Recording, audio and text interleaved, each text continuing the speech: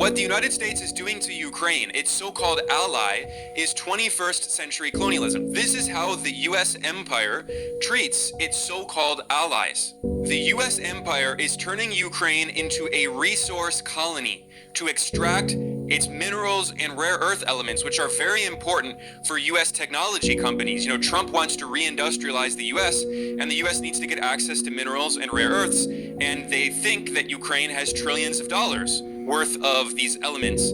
And also, it should be pointed out that extracting rare earths and processing them is extremely toxic. It's very bad for the environment. Researchers have warned about this. In a scientific article published in 2024, they wrote, quote, "The long-term large-scale mining and utilization of rare earths has caused serious environmental pollution and constitutes a global health issue, which has raised concerns regarding the safety of human health," end quote. So the US wants to take these rare earths from Ukraine, and in the process, the US is going to pollute Ukraine.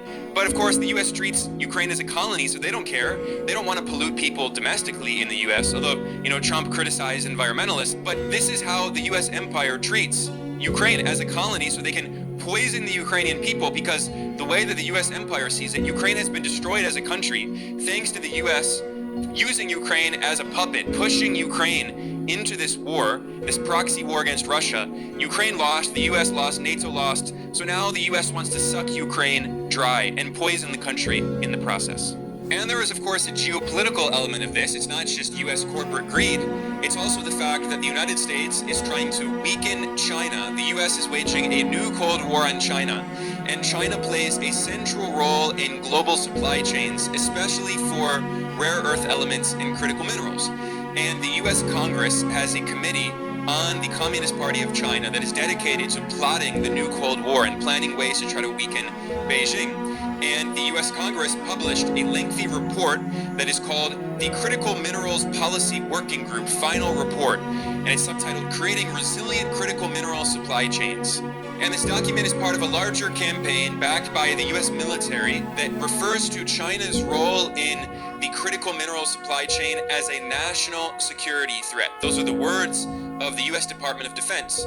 So the US thinks that Ukraine could be a potential new source for rare earths in order for the US to reduce its dependency on China and try to weaken China by removing it from the supply chain. Everything that the Trump administration is doing is aimed at trying to weaken China. And of course, this is bipartisan. The Biden administration was doing this as well. However, unlike Biden, Trump has proposed that the US should try to ally with Russia against China. Trump admitted openly in an interview in October 2024 that he wants to divide Russia and China as part of his strategy to weaken Beijing. The one thing you never want to happen is you never want Russia and China uniting. We united them. It's a shame. The stupidity of what they did. Well, I'm going to have to ununite them, and I think I can do that. I have to ununite them. In fact, if you watch the full meeting that Trump held with Zelensky in the White House on the 28th of February, as I did, if you go through all of it, you can see that Trump hinted at this. He said the U.S. wants to invest in Ukraine to get access to its rare earths, or as he said, raw earths, and other minerals. And he said that the U.S. wants to use that to create technology, including weapons. And then Trump said that the U.S. is going to use those weapons in many locations, as he said. Listen here. We'll have workers there digging, taking the raw earth so that we can create a lot of great product in this country. This is an incredible agreement for Ukraine because we have a big investment in their country now. And what they have, very few people have. And we're able to really go forward with very, very high-tech things and many other things, including weaponry that we're going to use in many locations, but that we need for our country. That clip is very revealing. Trump was saying the quiet part loud.